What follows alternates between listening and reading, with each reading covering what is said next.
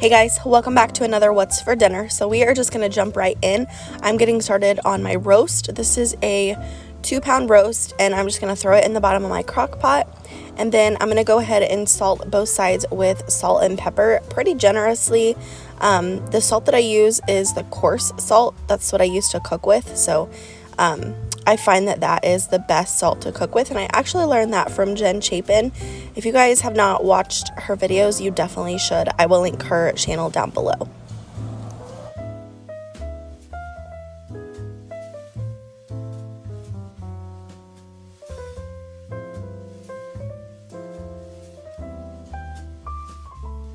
So this 2.2 pound roast in my area, I live in southern Missouri, was right around $12, which I think is pretty expensive for a chunk of meat, you know, considering whenever it shrinks down, it doesn't give you very much. So I'm curious to know where are you guys from and how much is a roast in your area. So next I'm just getting started on this slow cooker packet. I'm just going to add half of it to one side, flip it over, and then add the other half. As you can tell, I am patting this seasoning in so that whenever I flip it, nothing falls off. So I want to make sure that I'm getting the most flavor out of everything. So that is what I'm doing here. So I actually had Mississippi roast on my meal plan, but my Walmart ended up not having the au jus sauce. So I just got the slow cookers packet, and it's actually really good. It has a really good flavor, and I would highly recommend this instead of brown gravy. I just feel like brown gravy is too, the flavor is too dark, or I don't know. I feel like brown gravy just doesn't go very good with roast. So if you don't have au jus in your area, definitely try this packet. So I have cut up and peeled about 6 potatoes. So I'm just gonna go ahead and season that with kosher salt, the cracked black pepper. Actually, I used ground pepper because I didn't want too many pepper flakes, and onion powder, garlic powder, and then I have this ranch seasoning that I wanted to sprinkle on there as well because I was kind of mimicking the Mississippi roast, but I just didn't have the au jus portion of it. So I just sprinkle some of that on as well. And I like to buy the ranch in the tubs like this because, for one, it is a lot more cost effective, and 2, I use it all the time, so I constantly find myself out of it whenever I just buy the packets. So I went ahead and invested in that. It was about $7. So here I've just mixed up about 1.5 cups of beef broth. I just have the powdered bouillon in my cabinet that I just keep on hand. And then I'm going to add a few pepperoncinis. These add a really good flavor, and if you keep it to a minimum, it doesn't add very much spice. So now that the roast has cooked for a little over 9 hours at this point, I cooked it on low. I'm just taking all the peppers out, and then I'm just going to fish through all the potatoes and take all the meat out as well. So when I put this roast in the crock pot, I knew that there was going to be quite a bit of fat just by looking at the meat, but I wanted to leave it on there before I cooked it to make sure to get all the flavor from it. So that is why I went ahead and just fished all this meat out. I wanted to take apart the fat so that when you bite into it, you didn't get a big chunk of fat. There's nothing worse than that, and my husband hates that. So wanted to make sure that I got all the fat out of it. And even after getting most of the fat off, we still had parts that had fat on it. So this was a very fatty chunk of meat.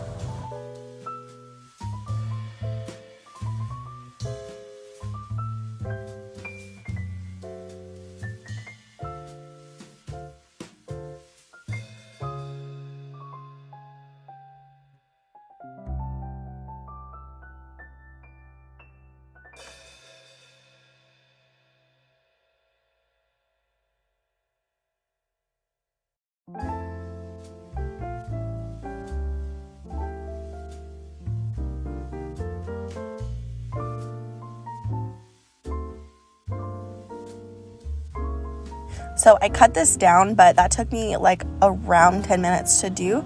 And then here's what the potatoes look like when they were done. And then all the meat that came out of that 2.2 pound roast. And then we just served this with the Bob Evans mac and cheese and some dinner rolls. And this was so good. So here's what my plate looked like when everything was all said and done. My kids love this, my husband loved this, always a crowd pleaser. So the next night I wanted to use the leftover roast to make some French dip sandwiches. I got these dinner rolls, or whatever they're called, sub rolls, from the Walmart bakery, but as you can see, I cut into a couple of them and they all had mold on them after I realized. So I kind of went into a little bit of a panic, but thankfully I had a loaf of bread that I had frozen a few weeks ago, and I'm so thankful that I did that instead of just throwing it away before it got bad. And so I'm just going to use that. So I have some provolone cheese. I'm just going to put one slice on each piece of bread and then top it with the leftover roast.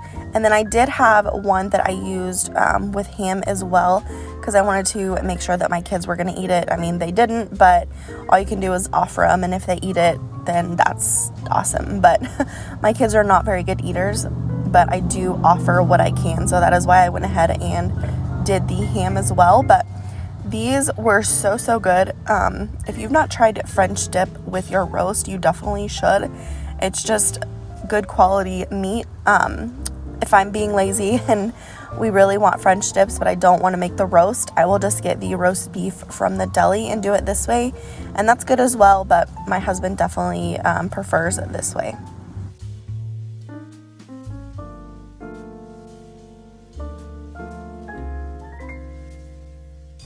So now I'm just going to put all of the cheese back on top and then top it off with the other piece of bread. And then I'm going to work on the ham real quick. I just put a couple pieces on this bread, and this bread was frozen, so keep that in mind if you make this. But I just put it all in the oven on about 350 for about 20 minutes, and I just went ahead and put the pan that I had the potatoes on as well, just to heat it all through. And we ended up finishing all of this off, so there was no food wasted. I also served this with some Knorr rice sides. This is the mushroom flavor. We love this. And then I just made up some au jus sauce. I just did beef broth with a couple sprinkles of Worcestershire sauce, and it was so good. So this next day, I am making some hamburger soup. Some people call it vegetable soup, vegetable beef. I just call it hamburger soup. So I'm just peeling some potatoes. I think I ended up peeling 3 pretty good sized potatoes, and then just adding that to the crock pot. Let me know, do you guys peel your potatoes with a potato peeler, or do you use a knife? I like using my potato peeler because I find that I don't waste as much of the potato. And this is pretty early in the morning, so I'm sorry about the lighting, but this is the best I could do because I was in such a hurry. So now I'm just using the mixed vegetables in the frozen bag. I just got the 2-pound, and then thankfully I had some hamburger that I had frozen a few weeks back so that I could use that in the crock pot. I just crumbled it all up and then put it in there as well. So this 2-pound bag of mixed vegetables made a ton. So I think next time I will just get the 1 pound, and then I'm just adding about 2 cups of beef broth as well. So Kitchen Mama was so generous to send me this can opener.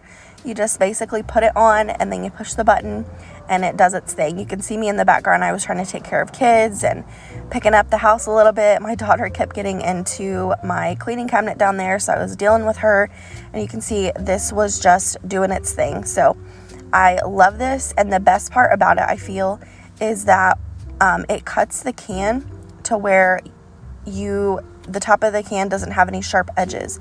So that is really what I loved about it. So I will continue to use this. If you guys are interested, Kitchen Mama was so generous to give you guys a discount. So I will leave the website and my coupon code down below if you are interested.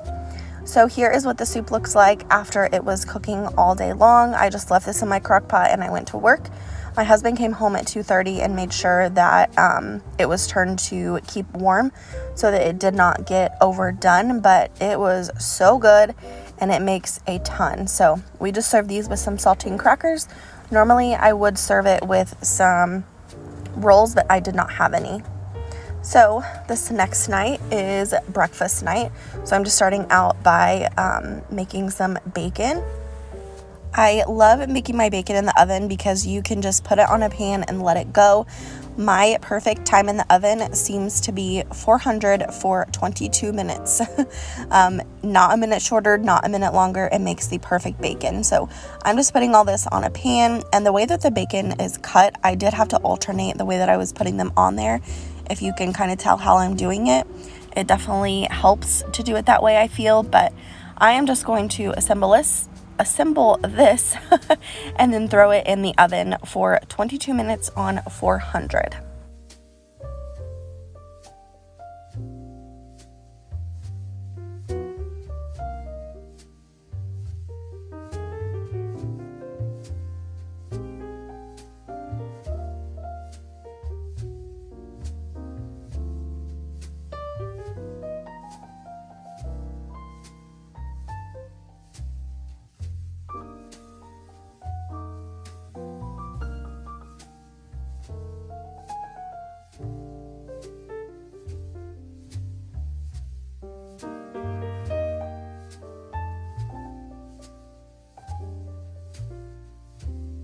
So now I'm just going to get started on my scrambled eggs. I just cracked about 9 eggs, and then I am adding some milk, salt, and pepper and just scrambling these eggs. 9 eggs seems to be the perfect amount for my family for a breakfast dinner. So I'm glad that I brought the 18 because now I have a whole another meal.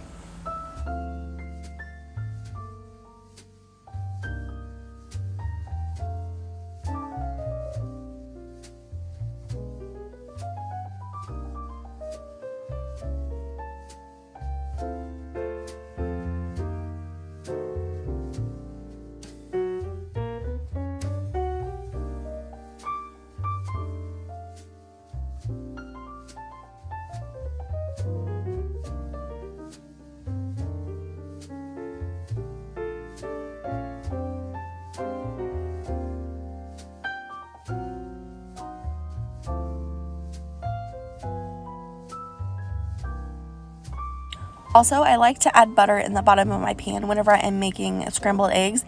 I just feel like it gives the eggs just the perfect amount of flavor. And then now I just have some pancakes that I had frozen a while ago. So I'm just putting those in the microwave to heat those up. And that has been such a blessing, let me tell you. Just an easy breakfast, easy dinner. So I'm just going to scramble the eggs. Here's what the bacon looks like when it came out of the oven. And here is what my plate looks like when it is all done. So that is going to be it for today's What's for Dinner. If you enjoyed this video, please give it a thumbs up. If you're new here, please subscribe. Other than that, I will see you in my next one. Bye, guys.